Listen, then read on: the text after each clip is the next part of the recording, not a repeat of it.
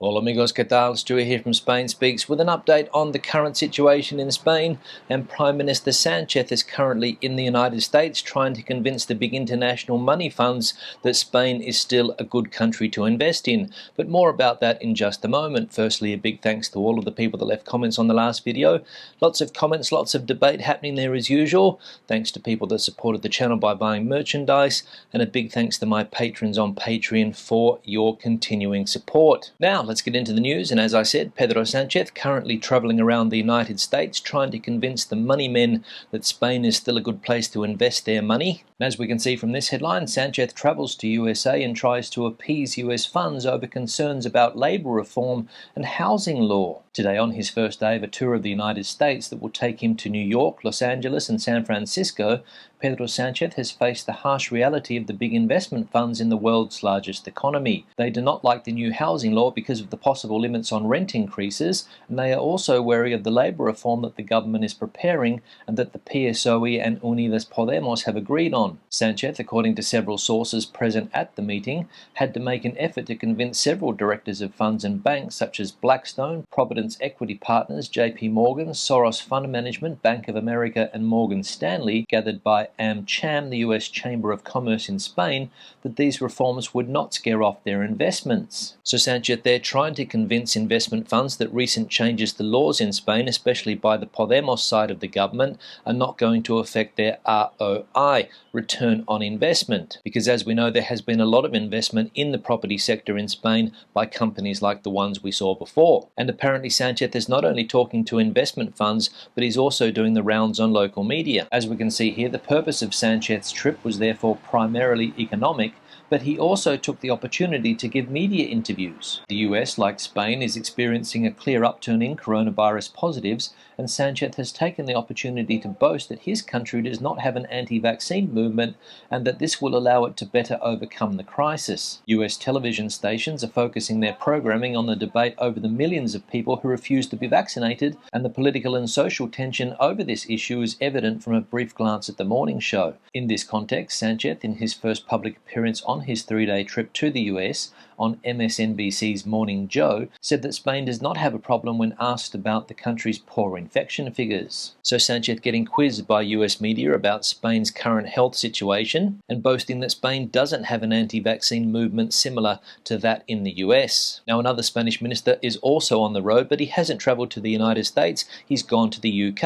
And as we can see here, new Foreign Minister Alvarez has made his first trip to London with Gibraltar as a central theme. London was the Foreign Minister's first international destination rather than Morocco, as was customary. Jose Manuel Alvarez said that it was on Minister Leia's agenda and he kept the meeting, given the importance of Spain's relationship with the United Kingdom. In his meeting with his counterpart, they renewed bilateral memoranda on Gibraltar, which he said were necessary to provide guarantees for the people of both La Línea de la Concepción and Gibraltar. Just before the meeting, it became known that the United Kingdom had rejected the line set by the European Commission for negotiating the future agreement on Gibraltar. However, the minister stressed the good working relationship in the meeting with his British counterpart, Dominic Raab. So Gibraltar high on the agenda of Spain's new foreign minister, Mr. Alvarez. And according to the minister, relations between the two countries are good. Now, Spain's main opposition leader, Pablo Casado, is making headlines today, and he says that he is ready to win the elections, but Ayuso replies that the important thing is to solve Spain's problems. At the PP party headquarters, they had prepared everything down to the smallest detail. Pablo Casado is the only protagonist, in the background the immensity of the Gredos Mountains, and not a trace of the acronym of the Partido Popular to celebrate his 3rd anniversary as president of the PP. After 3 very difficult years without occasion for much partying, up to 5 electoral defeats and with firstly Ciudadanos and then Vox breathing down his neck,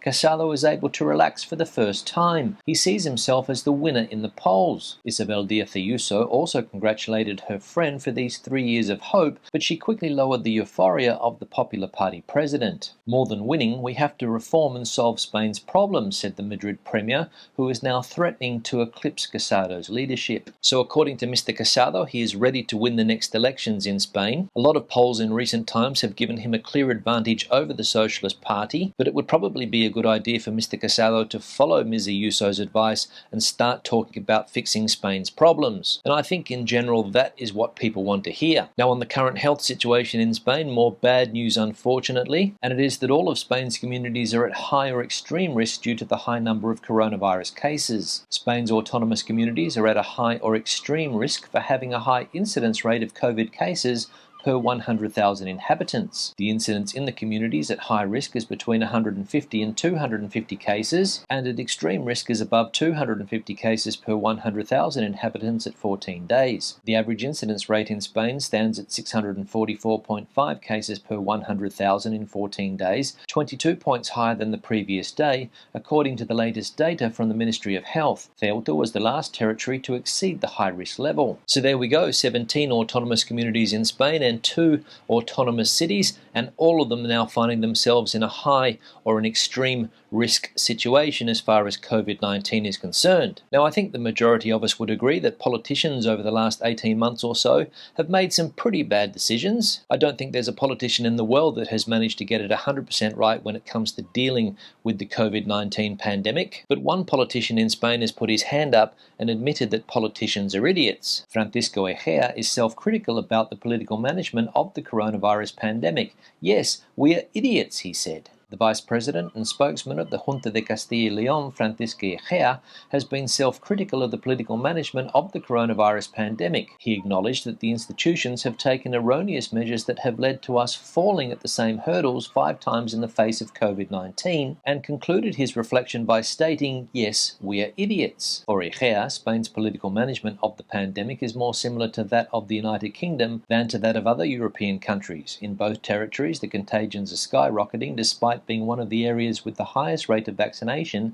against SARS-CoV-2. In this way, he explained that there are countries that are making progress in order not to live with the virus, and others that are doing so in order to save their holiday seasons. So Mr. Egea, they're admitting that politicians have been idiots when it comes to handling the coronavirus pandemic. And finally, it seems that a politician has got it right when it comes to self-criticism. Now let's have a look at a summary of the health situation in Spain. We can see the accumulated incidence rate there at 644. Daily cases are up 157% on previous data. There are currently 7,255 COVID patients in hospital around the country, and there are still 1,180 COVID patients in ICU. If we have a look at the Madrid community's health data, we can see that their incidence rate is now up to 561. Cases are up a whopping 253% on previous data, and daily hospital admissions are up 102% on previous figures. Turning now to the vaccination campaign, we can see that 52.05% of the Spanish population is now completely vaccinated against COVID-19, and 63.13% have received at least 1 dose. Now, the small autonomous community of Murcia is making headlines today, but for all the wrong reasons. And as we can see from this headline, what is behind the spate of racist attacks in Spain's Murcia? A wave of racist attacks in Murcia, an autonomous region in southeastern Spain, has sparked shock and outrage, with local organisations denouncing what they describe as an unprecedented month of racially motivated violence. Younes Bilal, a 37-year-old Moroccan man, was fatally shot at a bar on June the 13th by a Spanish man who had been hurling racist remarks at Bilal and a group of friends, according to witnesses at the scene. That same week, an Ecuadorian Spanish woman, Lilian Zúñiga, was admitted to hospital after being assaulted by a woman at a food bank line who allegedly used the racist slur and yelled, "They are stealing food from us." It took several days for Murcia's Regional Assembly to issue a statement condemning the racist murder of Younes Bilal and criticising the hate discourse promoted by a xenophobic far right, whose effects the region is already tragically suffering from. The statement was signed by all political parties in the Assembly. So xenophobic and race-related attacks seemingly on the increase there in Murcia, and a lot of people pointing to the influence that the far-right party Vox is having in that area. Now let's have a look at some of the comments from previous videos. One here from Andrea: "I've not had problems with telephone companies calling during siesta time.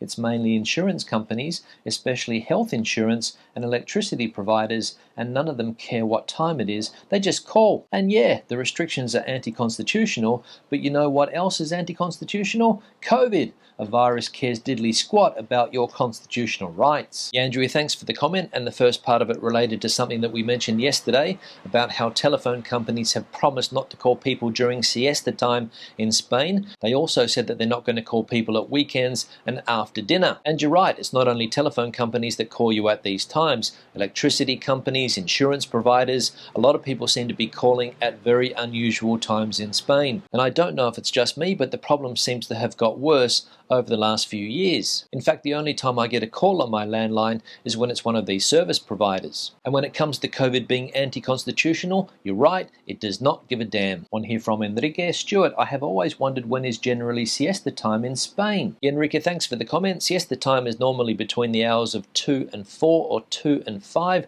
the lunchtime siesta hour in a lot of parts of the country.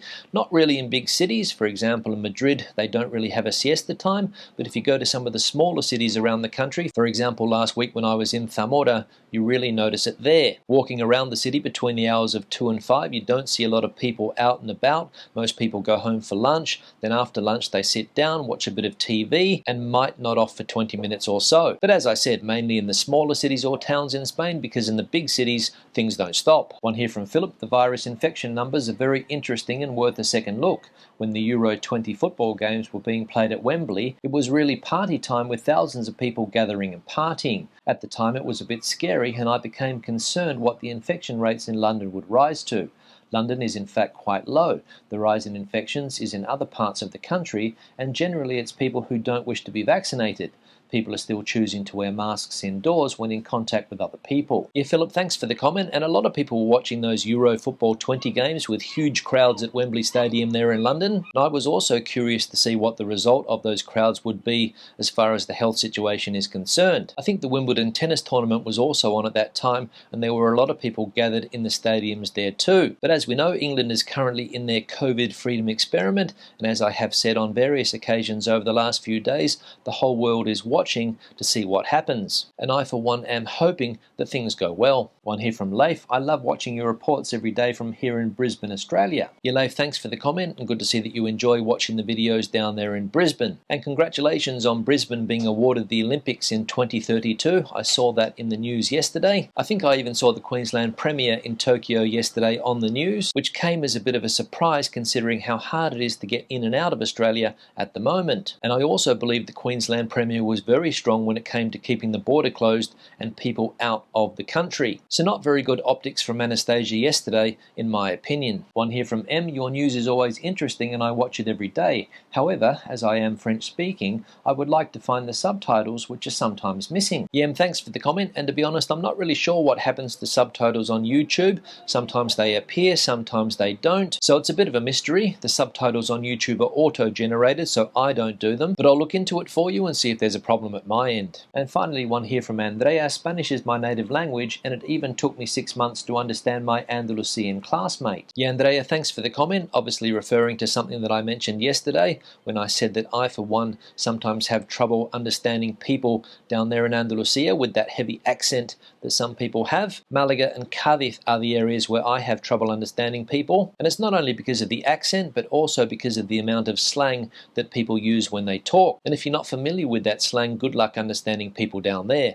On that note, I'll wrap the video up. Questions and comments, please leave them in the section below. Debate the situation out as you normally do. Give the video a thumbs up if you liked it, thumbs down if you didn't. I'll see you in the next one. Hasta luego.